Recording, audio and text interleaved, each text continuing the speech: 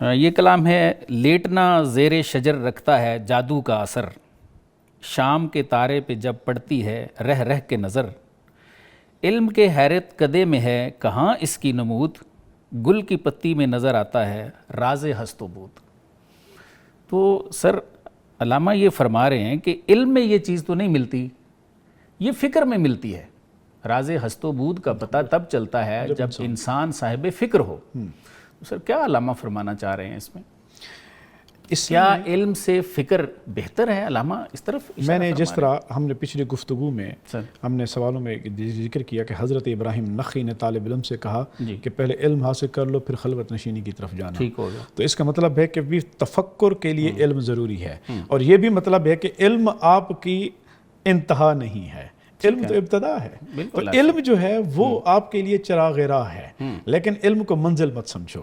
علم کے لیے یہ بھی کہا گیا العلم حجاب اکبر، علم تو تمہارے لیے سب سے بڑا حجاب بنا دے گا، تمہارے اندر پردے ڈالتا جائے گا، اپنی ذات کے، اپنی نفس کے، اپنی انا کے پردے، اور یہ جو تفکر ہے گوشہ تنہائی ہے، یہ تمہارے اندر سے حجابات کو اٹھاتی جائے گی۔ تو افلاک سے آتا ہے نالوں کا جواب آخر، کرتے ہیں خطاب آخر، اٹھتے ہیں حجاب آخر۔ یہ تو خلوتوں میں بیٹھ کے بندہ حجابات کو اتارتا ہے۔ تو بالکل ٹھیک ہے کہ بھی جو علم ہے اس سے اب آگے کی سٹیپ جو ہے وہ ہے تفکر۔ اگر بندہ فکر کی طرف نہیں جائے گا تو پھر وہی علم انسان کے اوپر حجت اسی بن جائے میں گا۔ الجھ کے رہ آخر جائے میں گا۔ حضرت امام غزالی کہتے ہیں علم قیامت کے دن انسانوں پر حجت بن جائے گا اگر وہ علم انہوں نے اپنے کردار کی اور اس کی تفکر و تدبر کر کے اس کے اوپر عمل نہ کیا۔ حضرت اقبال اپنے شیخ رومی کی خدمت میں ہر جب حاضری دے رہے ہیں تو کیا کہتے ہیں کہ چشم بینا سے ہے جاری جوئے خون، علم حاضر سے ہے دیں زار و زبوں۔ حضور اب جواب دیجئے اب کیا جو کروں؟ علم ہے نا سر، اگر علامہ کی شاعری کو پڑھیں تو ایک علم ہے جس کے حق میں ہے حضرت، باقی نہ وہ فلسفے کو کوئی جگہ دیتے ہیں، اس پہ بھی کہتے ہیں کہ اس نے ساری عمر مجھے حجاب میں رکھا ہے، ٹھیک ہے جی۔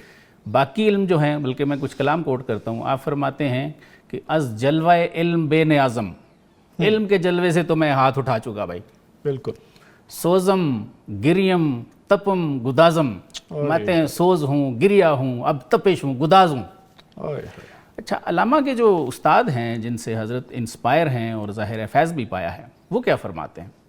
مولانا روم رحمۃ اللہ علیہ مثنی شریف میں فرماتے ہیں کہ آپ نے ذکر بتایا پہلے کہ ذکر کیا ہے، کیسے کرنا ہے، ٹھیک ہے، اس کے بعد کیا فرماتے ہیں؟ فکر کی تعلیم دیتے ہیں۔ یہی ہمارا سوال ہے۔ فکر، بالکل۔ تو بزرگوں کے نزدیک، مشائخ کے نزدیک، خواص کے نزدیک یہ جو فکر ہے اس سے مراد مراقبہ ہے۔ آپ فرماتے ہیں این قدر گفتیم، ہم نے ذکر والا حساب کا مکمل کر دیا، بتا دیا، این قدر گفتیم باقی فکر کن، اب مراقبے میں بیٹھ، این قدر گفتیم باقی فکر کن، باقی فکر کن۔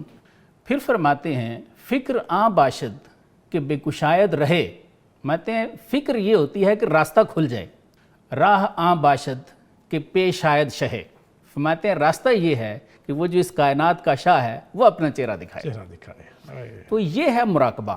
بالکل۔ اور اگر علم کو دیکھیں تو وہ صرف اس علم کے حق میں ہیں۔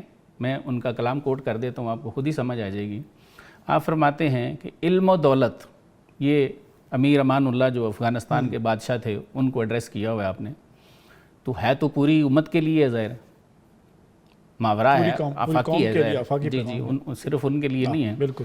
آپ فرماتے ہیں علم و دولت نظم و کار ملت است، علم اور دولت یہ سلطنتوں کے لیے یہ دو چیزیں معاملات چلاتی ہیں، ٹھیک۔ پھر فرماتے ہیں علم و دولت اعتبار ملت است، ملتوں کا اعتبار بھی ان دو چیزوں سے ہے، ٹھیک ہے، کہ دولت بھی ان کے پاس ہو، علم بھی ہو۔ آگے فرماتے ہیں آں یکے از سینہ احرار بگیر، وہ جو ہم نے علم کی بات کی ہے وہ احرار کے سینوں سے تم نے حاصل کرنا ہے، وآں دیگر از سینہ کوہسار گیر، اور دوسرا جو ہے وہ پہاڑوں کے سینوں سے لے لو، یعنی دولت جو ہے، بالکل، معدنیات وغیرہ، معدنیات وغیرہ۔ تو اگر علم کو دیکھیں تو علامہ صاحب رحمۃ اللہ علیہ جو احرار کے سینوں کا علم ہے، میں اس کو اس طرح سمجھا ہوں کہ حر کی جمع ہے احرار، ٹھیک ہو گیا، اور احرار کا یا حر کا ہم ترجمہ کرتے ہیں آزاد۔ وہاں فرماتے ہیں آزاد لوگ جو ہیں ان کے سینوں سے علم حاصل کرنا ہے، تو آزاد تو ہم سارے ہیں، تو کیا ہم سارے اس قابل ہیں کہ ہم علم دیں کسی کو؟ اصل میں تو ہمیں سر یہ سمجھ آئی ہے ہے کہ احرار وہ ہیں جو اپنے نفس سے آزاد ہیں. اپنے نفس سے آزاد. بالکل ٹرو. ٹھیک ہو گیا. جن کو وہ انشراح صدر حاصل ہے, جن کو وہ نعمت جو ہے وہ طوطی والی جو مولانا روم نے فرمایا وہ حاصل سر. ایسا ہی ہے. اور یہی جو آپ نے پیر رومی کا حوالہ دیا, وہ جو حضرت اقبال نے کہا کہ میں نے عرض کی کہ حضور یہ علم تو حجاب بن رہا ہے, کیا کیا جائے؟ تو کہتے ہیں پیر رومی نے جواب دیا, علم را برتن زنی مارے بود, کہ اگر تو علم کو اپنے تن پروری کا بنائے گا کہ مجھے لوگ دنیا یہ کہے بڑا عالم ہے, بڑا اسکالر ہے, تو یہ سانپ ثابت ہوگا, تجھے ہی ڈس لے گا. العلم حجاب اکبر. علم را بر دل زنی یارے بود. اگر اسی علم کو تو اپنے دل کی دنیا کو سراب کرنے کی کوشش کرے گا اور یہ تیری مدد کر. بالکل ایسے. اب یہیں سے حضرت اقبال یہ جو تصور آتا ہے خودی کا, وہ اصل وہ دل ہے, علم را بر دل زنی. بالکل ایسے. وہ حضرت اقبال جس طرح خودی کے بارے میں کہتے ہیں کہ زندگانی ہے صدف قطرہ نیساں ہے خودی, وہ صدف کیا جو قطرے کو گہر کر نہ سکے, ہو اگر خود نگر خود گر خودگیر خودی, یہ ممکن ہے کہ تو موت سے بھی مر نہ سکے. تو وہ علم جو دل کے اوپر لگ گیا وہ تمہیں حیات جاویداں عطا کر دے گا, اور جب تمہیں حیات جاویداں عطا ہو گئی تو پھر اس کا مطلب ہے کہ تو بقا باللہ ہے, تو باقی پوری جو علامہ کی تعلیم ہے نا, وہ لوگ کہتے ہیں جی بیسک فلسفہ اس کا خود ہی ہے. ٹھیک ہے, میں اگر اس کو دیکھتا ہوں نا, تو میں اگر اس کو بیان کروں نا مختصر الفاظ میں, تو وہ یہ ہے کہ انسان کے اندر نفخہ ہے, وَنَفَخْتُ فِيهِ مِن رُوحِي. ٹھیک ہو گیا. تو علامہ فرماتے ہیں کہ اس کو بیدار کرو, جب اس کو بیدار کرو گے تو صاحب الہام ہو جاؤ گے. ٹھیک ہے, یہ تمہاری منزل ہے, اس کام کے لیے تم آئے ہوئے. اپنے من میں ڈوب کر پا جا سراغ زندگی, تو اگر میرا نہیں بنتا نہ بن, اپنا تو بن. یہ سارے کلام اسی چیز